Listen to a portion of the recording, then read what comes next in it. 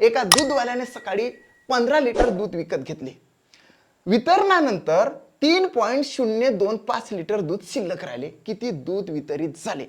आता या ठिकाणी बघा 15 लिटर दूध म्हणजेच आपण 15.000 असं लिहिलं तरी चालते. म्हणजे या ठिकाणी लिटरच झालं, कारण की त्यांनी हे जे लिटर आहे ते पॉइंटमध्ये दिलेलं आहे आणि आपल्याला माहिती आहे की 1000 मिलीलिटर म्हणजे 1000 मिलीलिटर म्हणजे 1 लिटर होते. हे परिमाण लक्षात घेऊन आपण वेगळ्या पद्धतीने कॅल्क्युलेशन केलं असतं, मात्र या ठिकाणी ऑलरेडीच पॉइंटमध्ये लिटर दिल्या कारणाने आपण 15.000 घेतले आणि 3 शून्य का टाकले, कारण की इथे हे 3 अंक आहे म्हणून. आता याच्यातून वजा वितरित झालेलं म्हणजे शिल्लक राहिलेलं दूध.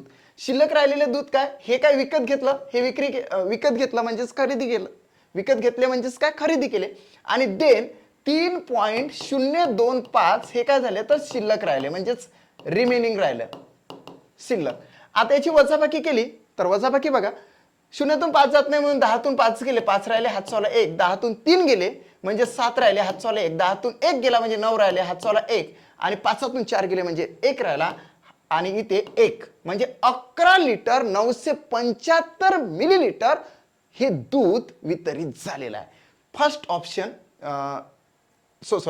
Third option is the right answer of this question. बघा चेक करूया, इट्स अ राईट आन्सर.